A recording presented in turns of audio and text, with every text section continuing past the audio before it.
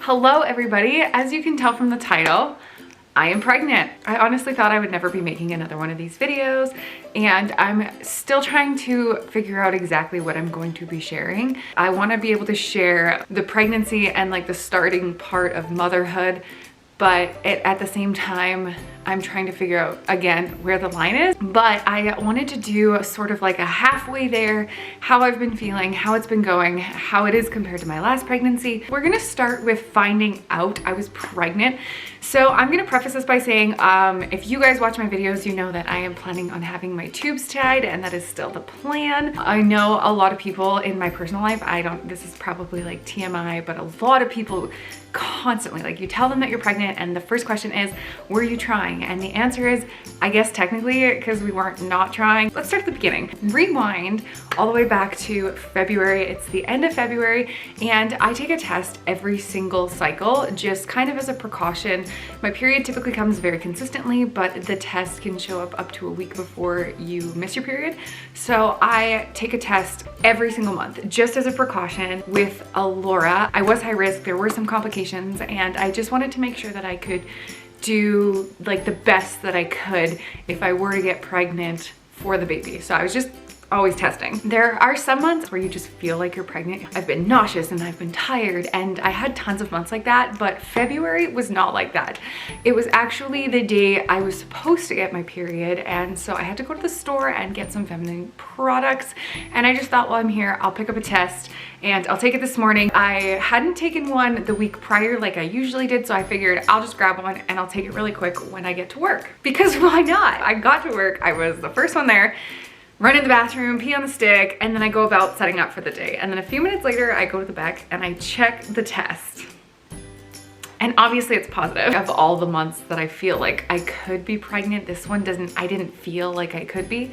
So naturally, first thing I do, call my brother and say, hey, I am pregnant. I don't want to get like flack for this. Let me tell you how I told Clayton though. I had texted him a question and he answered with, are you pregnant? And I had two options. I could lie and say no and then tell him when he got home, or I could just say yes. So I just said yes. Then when I got home from work, I called my long distance friends and I told them. It's a really different feeling to tell people that you're having a baby when it's like okay to have a baby. You know, like now I'm married and I own a home and I'm like establishing my career. And so I think like it was kind of a shock telling people and having people be excited. Obviously, I thought people would be excited, but I wasn't anticipating the amount of excitement that came with telling people, which was pretty cool. I told my sisters pretty quick as well. They came over for a movie night, and at this point I was starting to get sick. So my very first symptom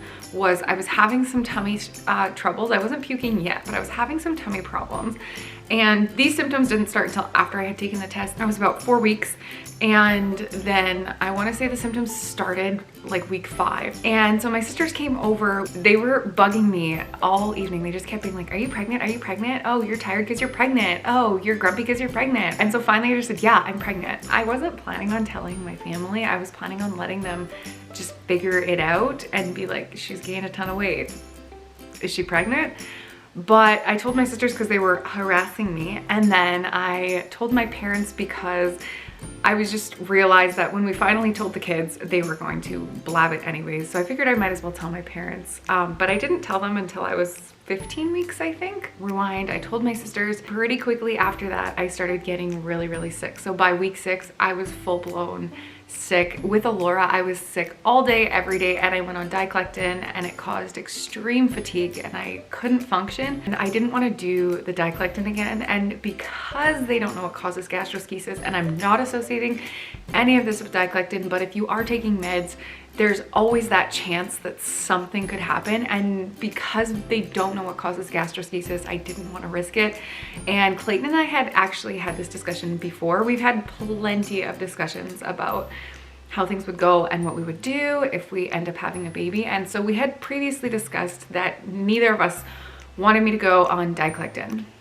However, I underestimated how sick I was with Laura because I got that sick again, but it's a little bit different when you have a 7-year-old to take care of and pets and a house and meals to cook. I'll be 21 weeks tomorrow.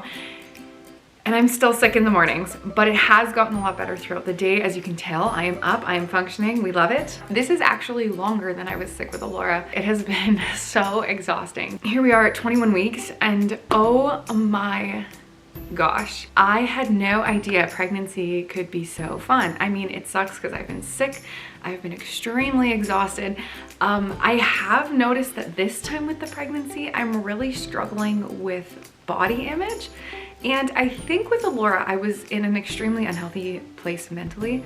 And so I think that kind of carried into like me not really noticing the changes in my body as much, because I was so, you know, like mentally I was just in survival mode, and I don't remember being super insecure about my body. And this pregnancy, I haven't gained as much weight, and I definitely have not gained it as quickly, but I still feel like a million times more insecure than I felt with Alora. When Clayton and I first met, he does not have any social media, but when we first met, his friends went through my Facebook and they found this picture of me. He was like, I saw this picture of you when you were pregnant. And oh my gosh, I would just like die if you would get chubby for a bit. And literally our whole relationship, he's like brought this up. He's been like, oh my goodness, like pregnant Emily's so gorgeous. And so he is living his chubby wife fantasy, I guess. He's loving it, and that's been probably the only reason that it hasn't taken a huge toll on me mentally. I still look in the mirror and I feel very insecure, but when I'm with him, I feel very comfortable, and so that definitely makes up for it. This pregnancy, I would say physically, I felt very similar to my pregnancy with Alora. The good news is this pregnancy is healthy. We just had another ultrasound on Monday, and baby is growing the way that they should, and baby is super active the way that they should be. I get this question a lot, and especially at the beginning of my pregnancy. Are you considered high risk because of Alora? Is there a chance that this baby will also have gastroschisis? And the answer to both those questions is no. Your chances don't go up to have a second baby with gastroschisis just because you've had a first, and I'm not considered high risk. So I'm excited because this time I get to kind of choose how this is going to go. And with Alora, I didn't get to choose where I delivered. They literally chose when I would deliver. I had appointments every week. I wasn't allowed to drive myself. I couldn't go anywhere without a driver was the other thing. Like I wasn't even allowed to be home alone. I had to have somebody with me who could drive. Every time I left the house, I had to bring my hospital bag just in case. It was so mentally draining. It was like I was 12 years old again, except for I was growing an entire human being and trying to figure out like young adulthood through all this. It was a lot. This pregnancy, at the beginning, I was diagnosed with hyperthyroidism, and I have been doing extra blood work for that. I have been feeling a lot better. I felt like I was having extreme hyperthyroidism symptoms for the first like 17, 18 weeks of my pregnancy, but the last few weeks I've been feeling a lot better. You can get hyperthyroidism in your first trimester, and it kind of self-resolves following that. So I wonder if, even if I have hyperthyroidism, if it wasn't just like super exaggerated because of that, you know, first month of pregnancy when your hormones are super out of whack. My TSH is still low, but it has gone up a little bit, and I'm feeling a ton better. So we give that a 10 out of 10. I can't even remember why I started talking about that, but I do know like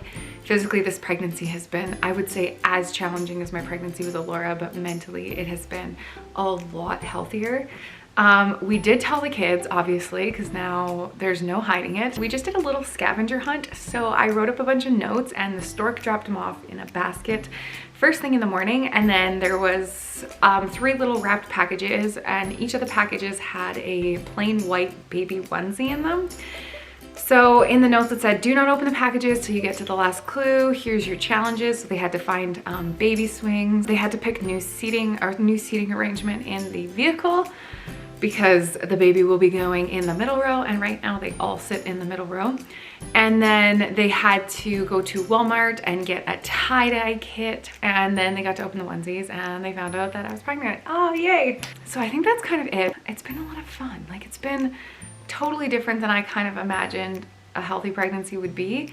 And now that I'm finally feeling like I'm on the up and up with my sickness, and I'm only sick usually in the mornings, sometimes in the afternoons, it just feels like I'm ready to kind of enjoy the rest of this pregnancy. And it will be my final pregnancy, but I am scheduled to have my tubes tied while I am in hospital for delivery.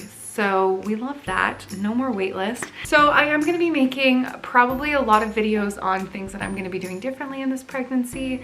I'll be doing one more sort of pregnancy update on how I've been feeling, probably mixed with like a what's in my hospital bag type video. And I'm looking forward to staying on track with the vision that I have this time. Anyways, thank you guys so much for watching. I hope you guys enjoyed this video. Make sure you subscribe if you want to see more content. I am going to be aiming to get one vlog and one main channel style video. I mean, that's all one channel now, but I am aiming to get up approximately 2 videos a week. Also, go follow me on Instagram.